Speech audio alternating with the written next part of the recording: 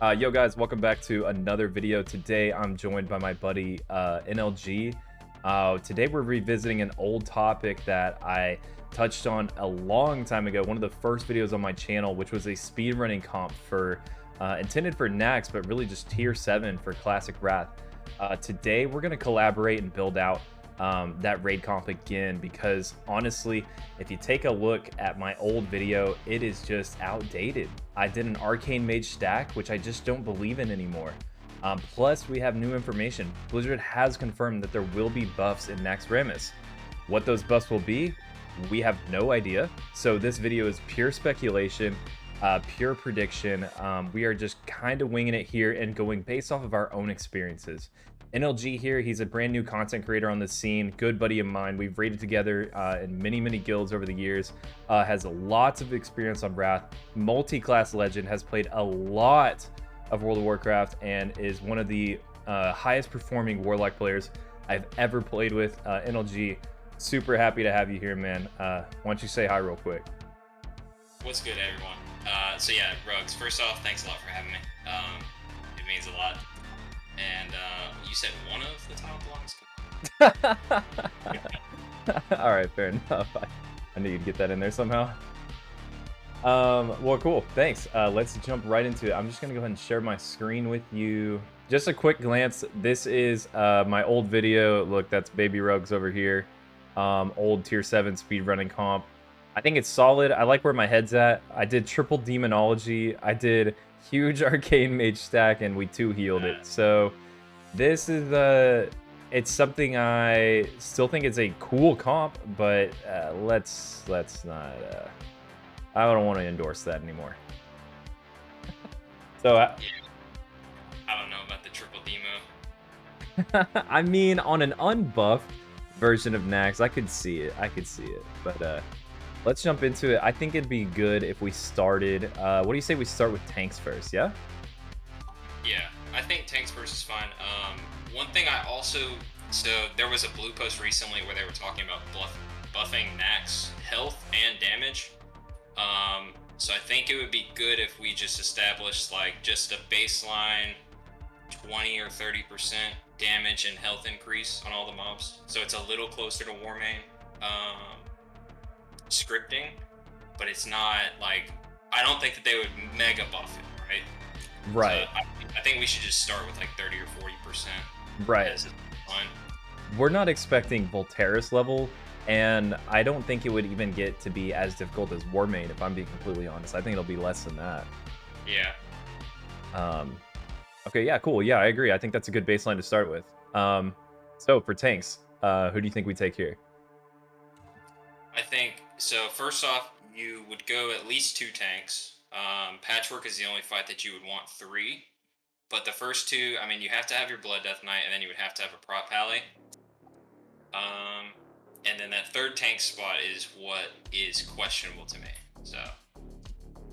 Right. So I'm already a little hesitant, because if we're speed running, I don't actually think blood is all that necessary. So I'm with you with prop paladin. To me, like, prop paladin's a no-brainer. Like, this person obviously has their raid spot and is 100% like the main tank for the speed run. But I'm actually kind of iffy on blood. I think he only brings hysteria and instead just nerfs your raid because he's not bringing much damage, when so much of this raid is going to be solo tankable. So it's mainly for threat. That is my reasoning. I think the prop pally is going to be enough. Like, let's say for trash or whatever, I think the prop pally is going to have enough, especially with what I was going to recommend later was 2 hunters. I think with 2 hunters, a prop pally, I think for tier 7 it's fine, just for having that for your AoE threat. Right. But prop pally does suffer from threat overall, especially snap threat. And even in tier 7, I would definitely bring a Blood Death Knight. Okay, so I see what you're saying. I think about some fights where threat might be an issue, and you definitely want to have good clean pull on Patchwork. Thaddeus has threat issues. Noth with the blinks and the resets. But other than that, I don't really foresee a whole lot of threat issues per se on boss fights. And even then, so I actually think what could be meta is instead of running, say, like, what if your tank setup was a prot paladin and a double frost DK? And these are pure DPS frost DKs who are only, all that they're doing is throwing on tank gear for tank fights. They are not spending the 8-second or 10-second the talent change cast. I think the cast time is too much downtime. Like, just throw on tank gear and literally just start hitting icy touch. Yeah, I could actually see that. I could see that for sure. So yeah, I'm not ruling that out. I actually like that. The only thing you're missing at that point is the 10% attack power, which you're probably gonna get that from some other. You could even have one of your hunter scope marks, but Exactly. Yeah. So yeah, I'm down with that. You can put whatever you want for that spot. Okay, cool. Yeah, I think that'd be good. I mean, that way your Frost can just throw on his pure DPS gear again, and then let the prop paladin solo tank trash, and just like pump, you know, because blood just does so little damage. Yeah. Okay, cool. You only miss out on Hysteria too, and Hysteria is definitely really good, but like that's not gonna make a big difference in a speed run. Yeah, your Feral's gonna cry, but. Yeah. Okay. You want to do healers? Oh, healers. Yeah, we can do healers. Okay. I don't know how many healers you wanted, but yeah, you already know what I wanted. So I know what you want, and when I saw your cheat sheet, dude, I literally had the exact same thing.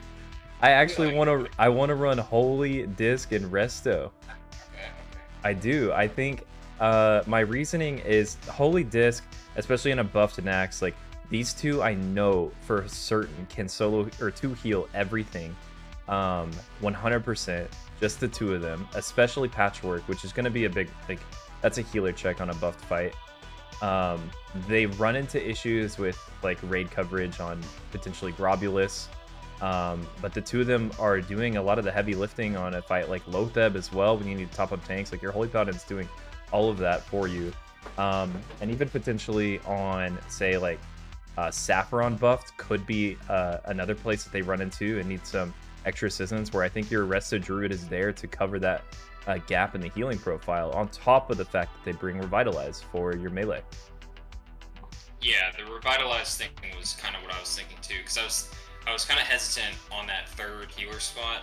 I was thinking maybe Resto Shaman, maybe another Holy Pally, but the Revitalize kind of makes it so that all the melee that you're bringing, all the DKs and rogues that you're bringing, even the warrior, if you end up bringing that, they're going to benefit a lot from that Resto Druid, while simultaneously, like you said, he brings the deep curses, he brings all the stuff for buff Nax, or buff Saffron that you would want.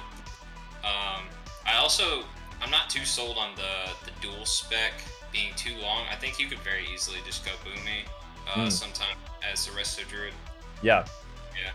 Yeah, I definitely think you could push that to be Boomy for a lot of fights and just to heal a lot of things, but it's so early on to speculate when you can 2-heal and when you can't.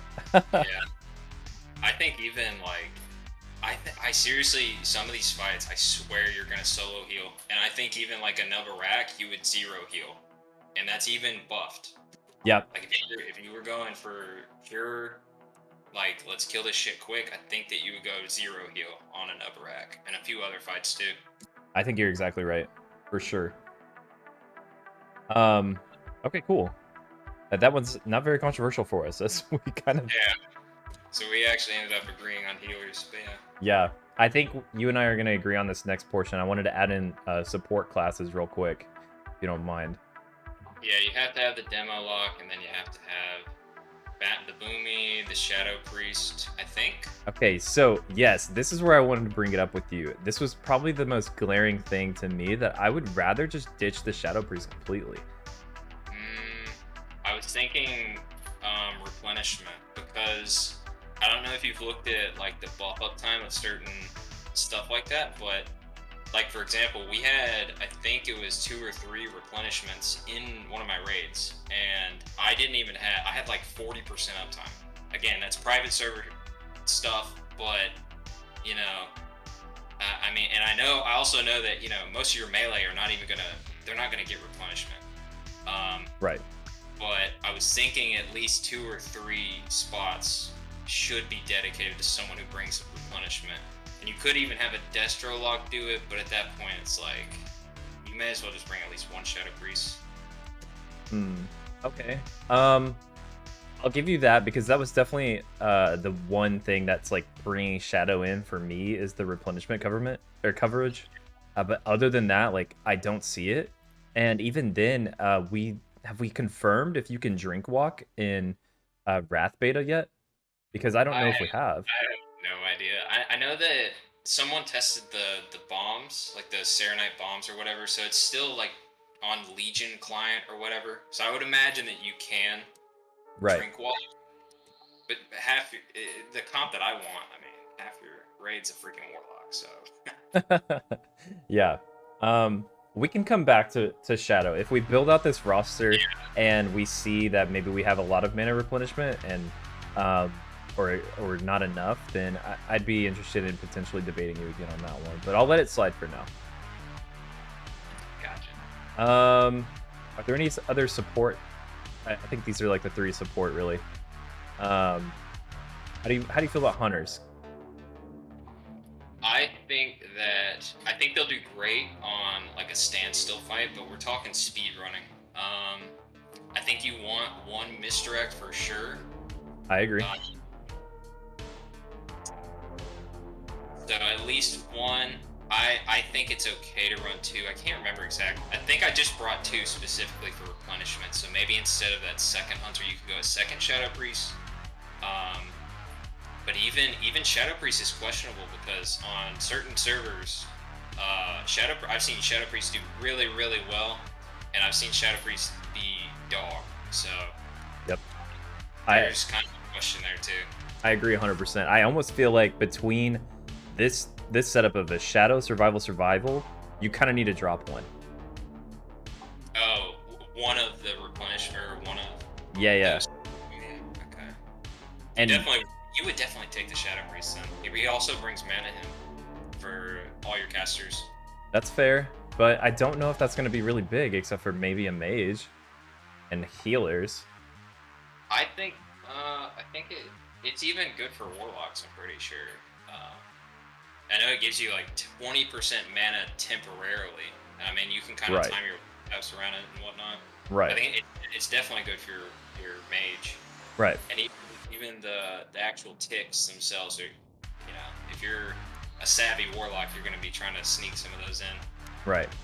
I do think having the double misdirect would be really, really nice, but just to stay optimal, I want to take out one of the survivals here. Okay. You feel okay with this so far? Yeah, I'm okay with that. Okay. Mages. I see you only have one mage, and it's arcane, and it's there for the percent buff, isn't it? Well, it's that, and I was thinking for speed running that they're gonna go out of mana. They're gonna be out of mana a lot. Like, you finish a fight, either you do damage or you're gonna be out of mana. So I'm thinking with 3 druids, you know, that is at least 1 innervate per minute and then an evocate every 2 minutes. You know, I think that you can sustain 1 mage, but I think once you start putting in like 2 or 3 mages, I think they're just gonna be and they suck for AoE, I'm pretty sure. I think so too. I think that mage gets a priority on probably 2 innervates, likely like the Feral and Resto, for example, and then the Boomy like focuses his innervate for the Holy Paladin.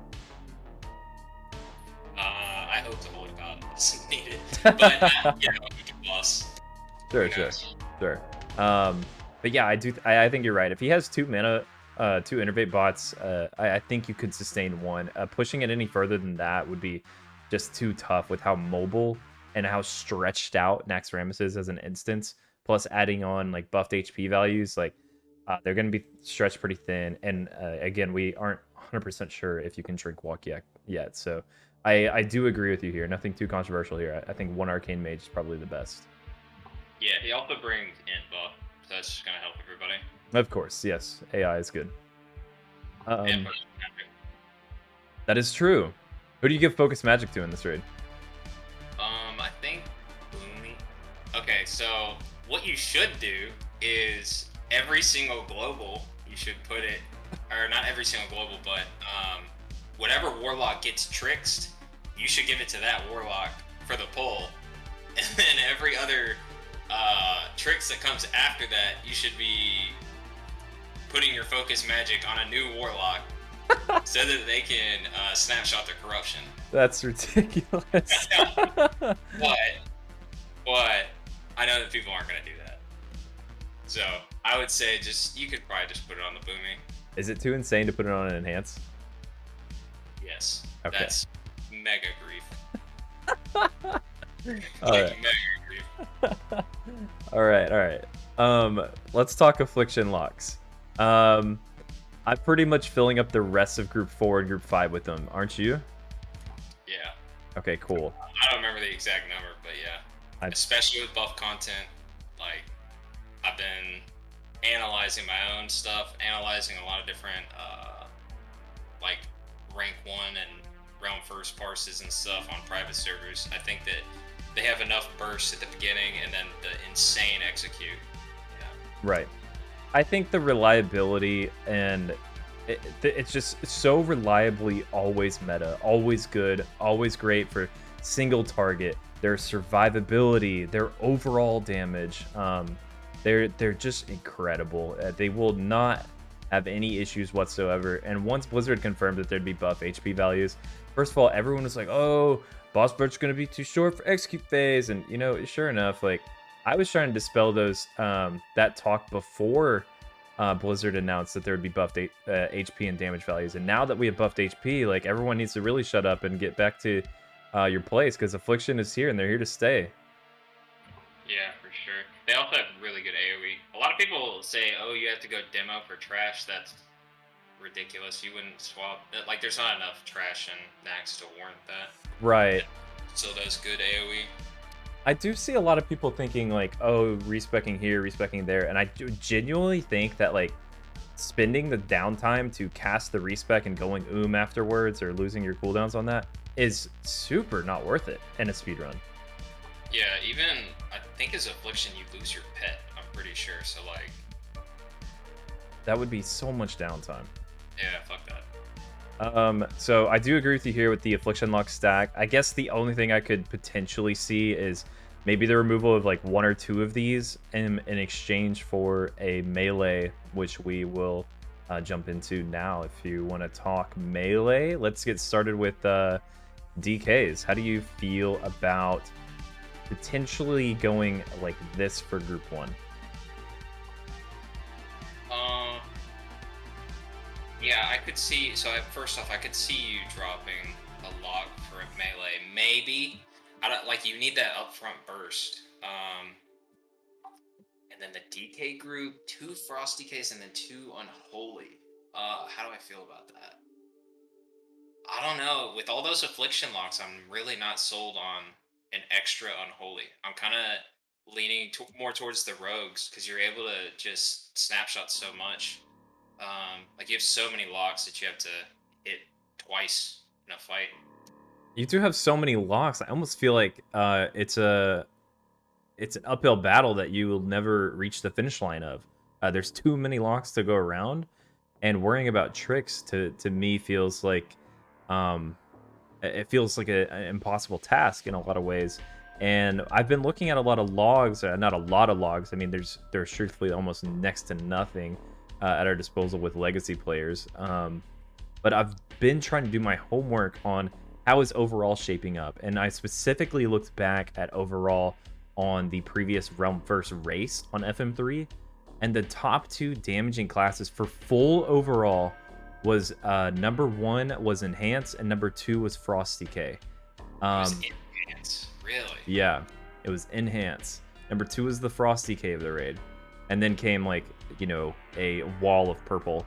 But there was only 1 Frost DK and there was only 1 Enhance in the raid. I really do think Frost, if they stay steady, they will continue to just be awesome in overall. I mean, the reduced, the fact that their cooldowns revolve around a 1-minute cooldown with unbreakable armor, it just means they're constantly pumping, and they can spin those cooldowns on trash and not have to worry about it being up on the boss, because it is going to be up on the boss. Yeah. It also has, isn't it 20-second uptime or something? I don't know too much about Death Knight, but I want to say it's like 15 seconds, or it could be 20 seconds off the top of my head. I'm not sure. yeah. I mean, I haven't looked too much at overall, so I mean, that's crazy to me that Enhance was up there, because I figured they would go out of mana too frequently, especially in like a Realm First race where you're in pre-raid bis still. But yeah, I mean, if Frost DK's up there, if other DKs are up there, then I mean, that's gonna beat out an assassination rogue then. So I mean, yeah, sure. Right. But you take it with a grain of salt that like this was one log of the Realm First guild. I mean, that's just one guild from just FM3. Yeah, I mean, most of the time it's the same players though, or it's the same comp. So I mean, it's not the worst thing to pull your info from. Right. And so before we started this call, I was actually trying to think like, is Frost DK gonna be stackable? Is that gonna be like the big meta? Maybe instead of a bunch of affliction logs, we take up a bunch of Frost DKs. And as I thought about it, like, I just don't think it. I don't see it. Affliction is just way too good on literally every single fight. I think Frost can sometimes struggle if you bring too much damage to trash sometimes. I mean, if you don't have like a killing machine proc available with your Howling Blast, like you're just gonna kind of hit like a noodle on some packs, and then if you get the procs and your runes line up right, then you're gonna absolutely explode the trash like a nuke.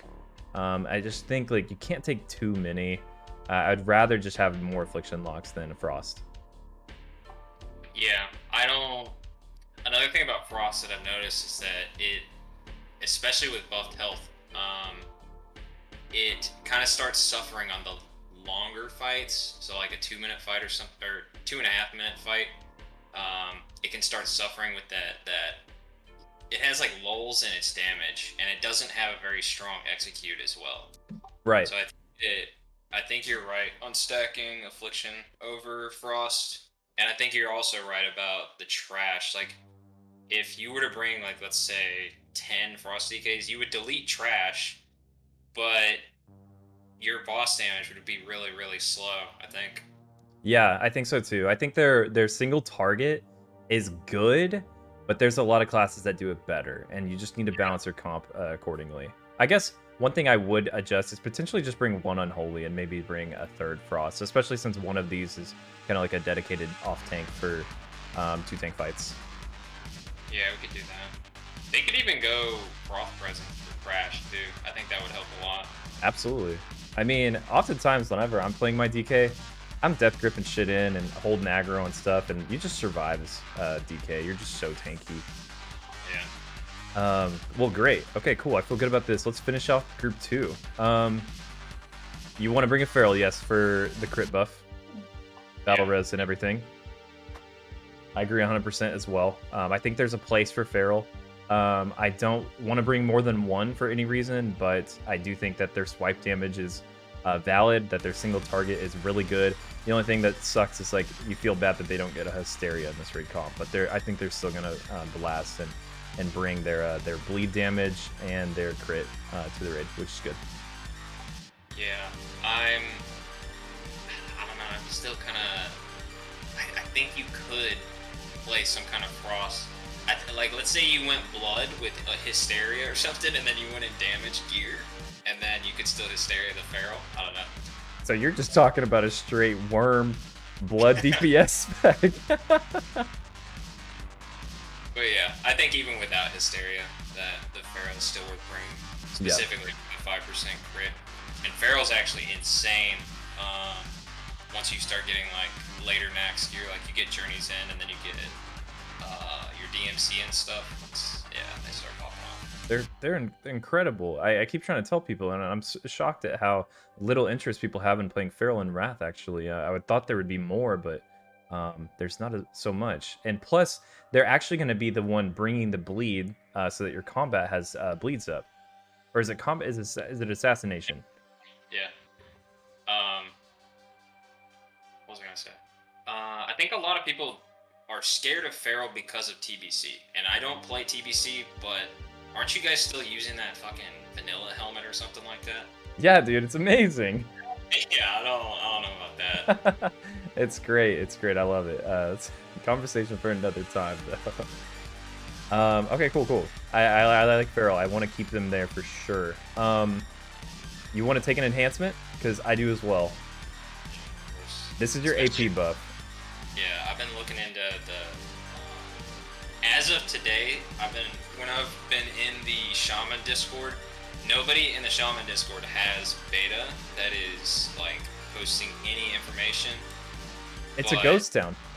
Yeah, it's kind of ridiculous that nobody knows if spell enhancement is going to be good or not yet, but yeah, we'll just assume that it is, and we'll assume that it's going to be top overall because of the private server meta.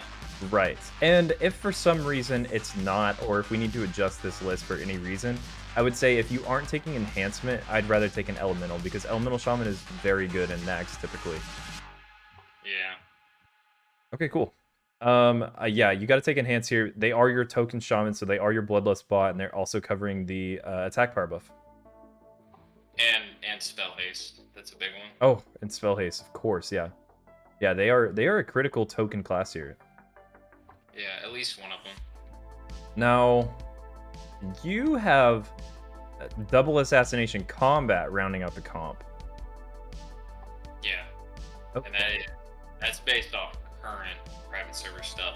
But I want to talk on assassination rogue right now. As of now, there's a lot of there's like new stuff saying that the current private server. So I'll go over current private server meta for assassination is you run 2 either web death or paper cutters, which are incredibly fast. It's like the fastest dagger you can have. Most of your damage is poison damage, so literally 60% of your damage is poison damage.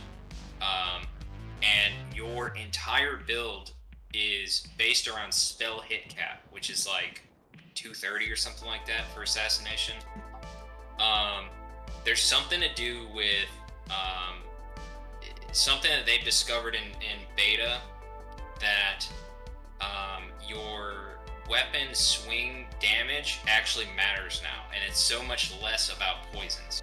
I don't know the exact math or the exact bis speed on your daggers or whatever, but people are saying that it's normalized, I guess, that you would use a 1.8 main hand and potentially a 1.3 offhand or something like that. Point being with all of that is that assassination might be a little bit gimped compared to what we're getting in private servers. So I would say, I know they bring tricks, they bring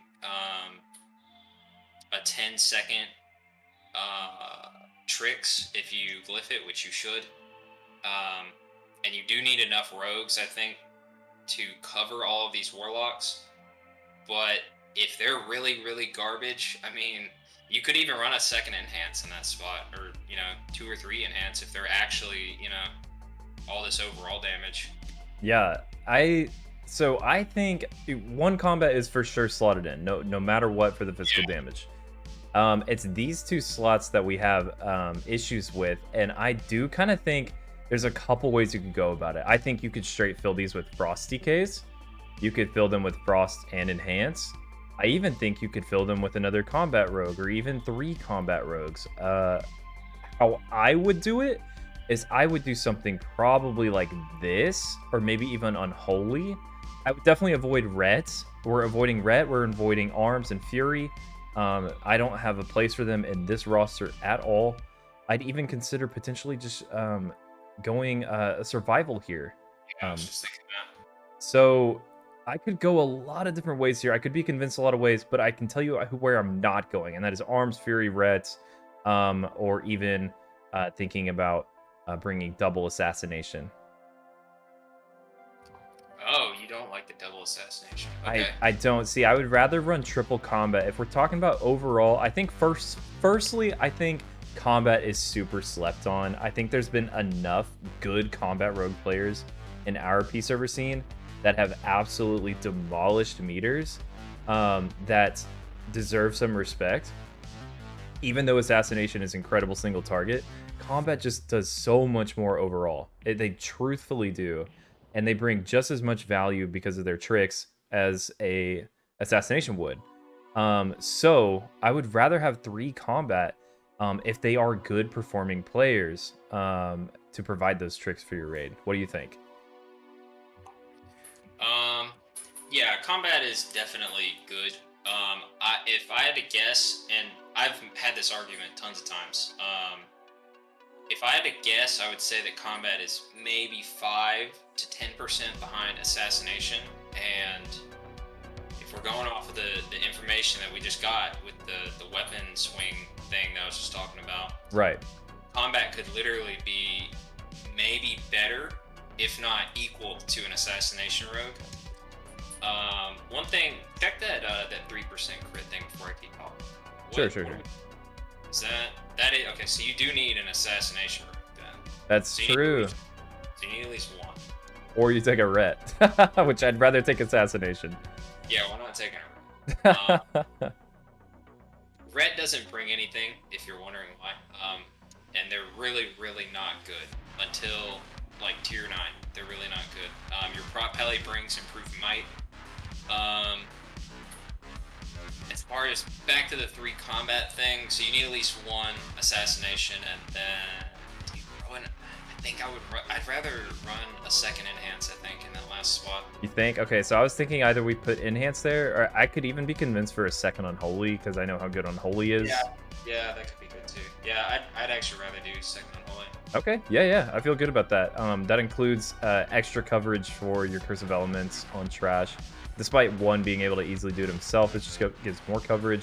And the damage profile of Unholy versus Frost, they just complements each other really well. Yeah, last thing I have a problem with, I don't like running 1 shaman. Okay. With Spell Haste Totem, it's kind of annoying to get out of range of it. If you were to ever have anybody die, or if Lust is applicable to pets and stuff, yeah, I think I would run a second enhance, but maybe in the Frost DK spot. One of the Frost DKs. Okay. And then I think that's okay. And so you'd rather still continue to have double Unholy, double Frost. Yeah, double Unholy. Okay, I could see that. What if instead we dropped an Affliction lock for an Elemental? What are your thoughts on that instead? That way, like, the Elemental is already in the range, providing that Spell Haste Totem near where all the range will be standing anyway. Yeah, that could be good too. And a lot of people are going to say, oh my god, you're bringing an Ellie, you're a moron. They actually do really well in tier 7. They really do. The other thing about it is that it's going to buff your Demonic Pact. So for that first Demonic Pact that you put up, it's going to snapshot with the, Flame Tongue Totem that the Ellie brings. Right. So it's just extra 28 spell power on all your locks too. So yeah. Right. I can see that, but again, you don't have to bring the Assassination Rogue. You could bring a combat in that Assassination Rogue spot because you have Totem of Wrath down. Oh, that's true. Oh, fuck this guy. Let's go combat. So, yeah. That's great. Yeah, the rogue spots are questionable. The Ellie, yeah, I like 2 shaman. I think I'm okay with this comp though overall. I think so too. I feel really happy about this. I think you brought up a really good point with the second shaman, just for good spell haste totem coverage, and I also second Lust. People are gonna die in speedruns. Like, I know like Nax is easy, and we could go down our own like hour-long rant about is Nax like speedrunning even like genuinely like worth your effort, or is it just complete meme? We could spend so much time talking about that, but people will die when you're pushing this content at a speed level pace. Like, shit happens. People will die, they will get battle res, and they will lose their sated buff, which means you can give them second Lust. That is actually valuable for your raid. Yeah, everyone keeps talking about the solo shaman comp, and it's kind of, I feel like they just haven't played it. If you play with a solo shaman comp, I think that you, after a couple raids, you'd probably realize that you're griefing yourself, but... Right. All right, well, cool. I'm glad we kind of came to an agreement. We disagreed in a certain couple areas, but I think we hashed out like what we would deem as a pretty valuable, a very meta comp. I mean, there's definitely a lot of areas here for flex, like we've talked about. You know, like Holy Frost, maybe combat. We can kind of swap these around with a couple other classes, maybe not the Ellie Sham, things like that. But we do feel pretty confident about the Prot Pally solo tank and the 3 healer core of Holy Disc Resto. Again, this is all purely speculative. We have no idea what the buffs are going to be come Nax and all of tier 7 because these comps do translate well into OS and EOE. But I feel great about it. NLG, any closing thoughts or anything else like you want to get out before we close it? Nah, I think we left it all on the table. Only thing is go sub to my YouTube. Thanks. It's NLG, Wrath of the Lich King Classic. Again, thanks a lot for having me, Rugs. It means a lot. Not a problem, man. It's an honor. You're a good friend of mine, and so I'm happy to do this for you. Maybe we can do some more videos like this later in the future. I will be plugging your YouTube link in the description of this video. You can also share this video on your channel as well.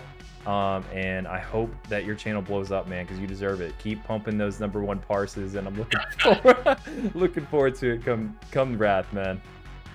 Cool, appreciate it, man. All right, cheers.